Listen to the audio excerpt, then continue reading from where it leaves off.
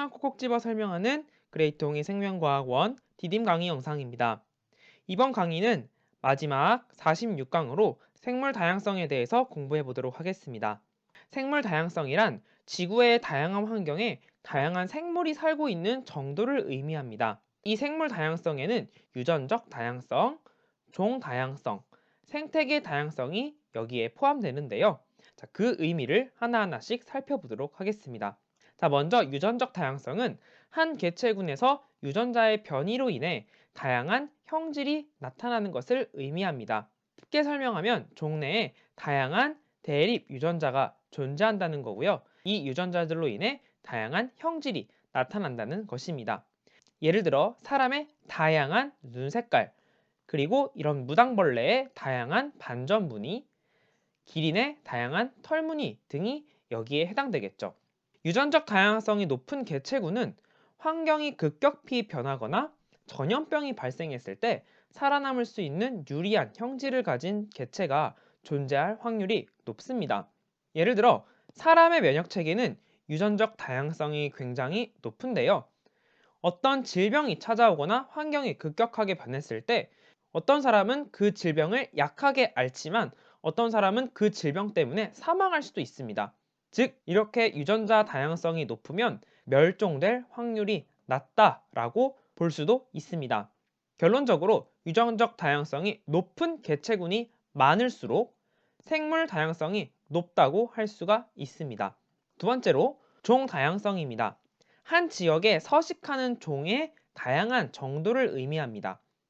이때 종의 수가 많을수록 각 종의 개체 수가 균등하게 분포할수록 종 다양성이 높게 됩니다. 종 다양성이 높은 생태계의 특징은 복잡한 먹이 그물이 형성된다는 건데요. 이제 왼쪽은 총 4종의 생물이 있는 반면 오른쪽은 4종을 초과하여 복잡한 먹이 그물이 형성돼 있습니다. 종 다양성은 오른쪽이 훨씬 높다고 할 수 있겠는데요. 이렇게 종 다양성이 높으면 한 종이 멸종하더라도 안정적인 생태계를 유지할 수 있다는 것이 특징입니다. 마지막으로 생태계 다양성입니다. 생태계 다양성은 어떤 지역의 사막, 초원, 산림, 습지, 산, 호수, 강, 바다 등 다양한 생태계가 존재하는 정도를 의미합니다. 이 생태계는 생물과 비생물적 요인을 모두 포함하는데요. 생태계 다양성이 높은 지역에서는 다양한 환경 조건이 존재하므로 유전적 다양성과 종 다양성이 높아진다는 특징을 가지고 있습니다. 지금까지 설명한 유전적 다양성, 종 다양성, 생태계 다양성이 모두 높을 때 생물 다양성이 높다라고 할 수가 있겠네요. 그런데 이 생태계에서 생물 다양성이 감소되는 주요 원인은 인간의 활동과 관련이 있는데요. 첫 번째로 서식지 파괴와 단편화입니다. 숲을 파괴하거나 도시를 개발하는 것 등에 의해 서식지가 파괴되면 서식지 면적이 감소하게 되죠. 그러면 생물 종의 수도 줄어서 생물 다양성을 감소시킵니다. 또한 대규모의 서식지가 소규모로 이렇게 분할되면 서식지 면적이 줄어들고 생물 이동을 제한하고 고립시키기 때문에 그 지역에 서식하는 개체군의 크기가 작아져서 멸종으로 이어질 수가 있습니다. 두 번째로 외래종의 도입입니다. 원래 서식지에 없던 생물이 의도적이든 의도적이지 않든 유입되어 서식하는 종을 외래종이라고 합니다. 그 환경에 살아본 적이 없기 때문에 천적이 없고요. 그 외래종이 고유종의 서식지를 차지하고 먹이 사슬의 변화를 일으켜 생물 다양성을 감소시킵니다. 예를 들어 블루길, 그리고 괴물쥐라고 불리는 뉴트리아, 그리고 돼지풀이 여기에 해당됩니다. 세 번째로 불법 포획과 남획인데요. 개체수를 유지하기 위해 포획이 금지된 종을 포획하는 것을 불법 포획이라고 합니다. 이것은 법적으로도 금지되어 있고요. 어떤 개체군이 회복할 수 없을 정도로 과도하게 포획하는 것을 남획이라고 합니다. 이런 불법 포획과 남획으로 일부 종은 멸종 위기에 처해 있다는 점 안타깝죠. 네 번째는 환경오염과 기후변화입니다.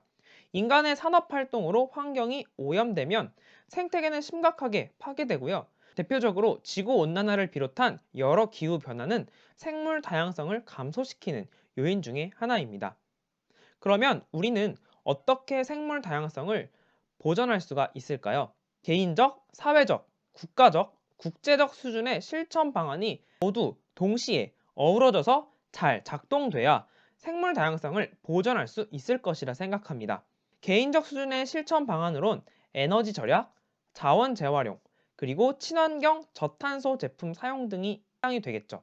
두 번째로 사회적 수준의 실천 방안은 개인적으로 잘 모르는 방법들을 홍보하고 정부의 정책들을 감시하는 기능을 해야 합니다. 세 번째로 국가적 수준에서는 법률 제정, 생태 통로 설치, 보호구역 지정 및 멸종, 위기종 보호, 종자은행을 통한 생물의 유전자 관리 등이 이루어져야 합니다. 국제적 수준의 실천 방안은 국가 간 협약을 맺는 건데요. 생물 다양성 협약, 람사르 협약, 바젤 협약 등 전 지구적으로 생물 다양성을 보전하자는 움직임이 필요합니다. 현재 살고 있는 지구는 이전 사람들이 우리에게 물려준 것이라고 해도 과언이 아닌데요.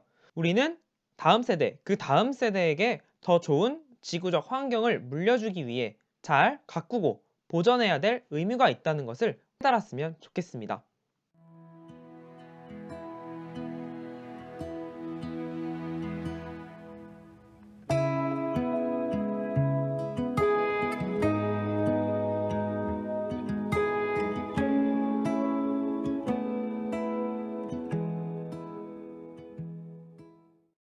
구독과 알림 설정, 그리고 복습까지 챙기세요. 지금까지 그레이트 홍쌤이었습니다. 홍빠!